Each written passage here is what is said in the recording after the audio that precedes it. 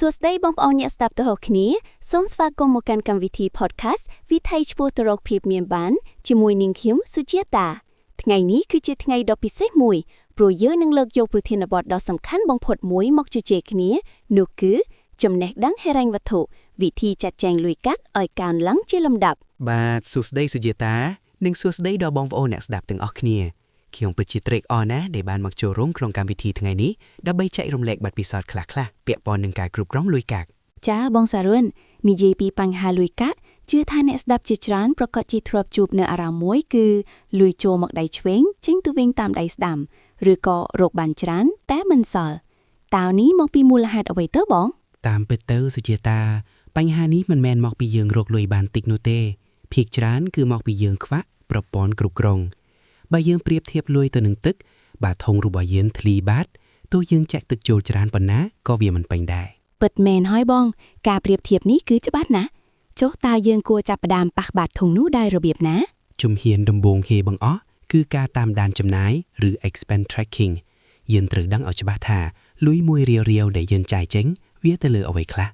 ការដឹងពីការពិតជារឿងឈឺចាប់បន្តិចប៉ុន្តែវាជាការចាប់ផ្ដើមនៃសេរីភាពហិរញ្ញវត្ថុ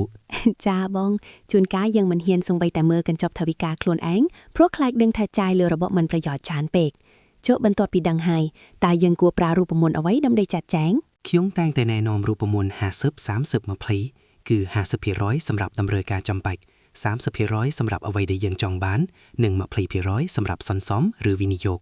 បើយើងអាចធ្វើតាមនេះបានយើងនឹងមិនមានអារម្មណ៍ថាតានតឹងពេកក្នុងការរស់នៅនោះទេចា50-30-20ចុះចំពោះអ្នកដែលមានបំណុលវិញបងតើពួកគេគួរយក 20% នោះទៅសងបំណុលឬយកទៅសន្សំជាសំណួរដ៏ល្អប្រសិនបើបំណុលនោះមានការប្រាក់ខ្ពស់យើងគួរតែប្រើ 20% នោះដើម្បីសងបំណុលឲ្យអស់សិនបំណុលគឺជាច្រវាក់ដែលទាញយើងមិនឲ្យរីកចម្រើនប៉ុន្តែមុននឹងសងបំណុលត្រូវតែមានកញ្ចប់បម្រុងអាសន្នទួយមួយសិនដើម្បីការពារកុំឲ្យយើងខ្ចីថែមទៀតពេលមានអាសន្នអូពិតជាត្រឹមត្រូវណាស់បងកញ្ចប់បម្រុងអាសន្នគឺជាផ្នែកទប់លំនឹងចិត្តចុះនៅពេលយើងចាប់ផ្ដើមមានលុយសល់ខ្លះហើយតើយើងគួរធ្វើយ៉ាងណាឲ្យវាកើនឡើងជាលំដាប់នេះគឺជាផ្នែកដែលសប្បាយបំផុតគឺការវិនិយោគយើងមិនត្រូវទុកឲ្យលុយដេកលុកក្នុងទូដែកនោះទេយើងត្រូវប្រើលុយឲ្យទៅធ្វើការឲ្យយើងវិញតាមរយៈការទិញភាគហ៊ុនការរកស៊ីខ្នាតតូចឬការទិញអចលនទ្រព្យតាមលទ្ធភាពអ្វីដែលសំខាន់គឺអំណាចនៃការប្រាក់ទ្វេដងឬ compound interest អំណាចនៃលុយបង្កើតលុយខ្ញុំធ្លាប់ឮថា Einstein ហៅវាថាជាអច្ឆរិយៈទី8នៃពិភពលោកតើបងអាចបញ្យល់បន្តិចបានទេថាហេតុអ្វីបានជាវាអស្ចារ្យយ៉ាងនេះគឺវាត្រូវការពេលវេលាសុជាតាលុយដែលយើងវិនិយោគនៅថ្ងៃនេះប្រហែលមិនឃើញផលច្រើននៅឆ្នាំក្រោយទេប៉ុន្តែក្នុងរយៈពេល10ទៅ20ឆ្នាំវានឹងរីកធំដូចដើមឈើធំមួយដែលផ្ដល់ម្លប់ដល់យើងភាពអត់ធ្មត់ជាគន្លឹះចា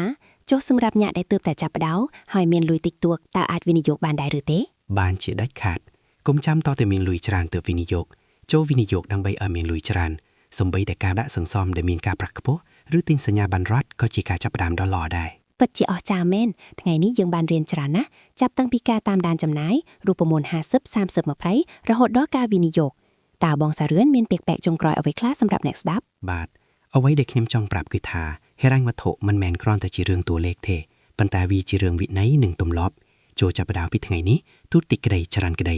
ការសម្រេចចិត្តរបស់អ្នកនៅថ្ងៃនេះនឹងកំណត់អនាគតរបស់អ្នកនៅថ្ងៃស្អែកចាសូមអរគុណបងសារឿនខ្លាំងណាស់សម្រាប់ការចែករំលែកដ៏មានតម្លៃនៅថ្ងៃនេះនាងខ្ញុំសង្ឃឹមថាអ្នកស្ដាប់ទាំងអស់គ្នានឹងទទួលបានចំណេះដឹងនិងកម្លាំងចិត្តក្នុងការចាត់ចែងលុយកាក់ដោយកាន់តែប្រសើរបាទសូមអរគុណសុជាតានិងសូមជូនពរអ្នកស្ដាប់ទាំងអស់គ្នាឲ្យជួបតែភាពរីកចម្រើនខាងហិរញ្ញវត្ថុចាសូមអរគុណដល់ការតាមដានស្ដាប់កម្មវិធីរបស់យើងកុំភ្លេចតាមដាននៅភាគក្រោយៗទៀតដើម្បីចំណេះដឹងហិរញ្ញវត្ថុកាន់តែស៊ីជម្រៅសម្រាប់ពេលនេះនាងខ្ញុំសុជាតានិងបងសារឿនសូមជម្រាបលា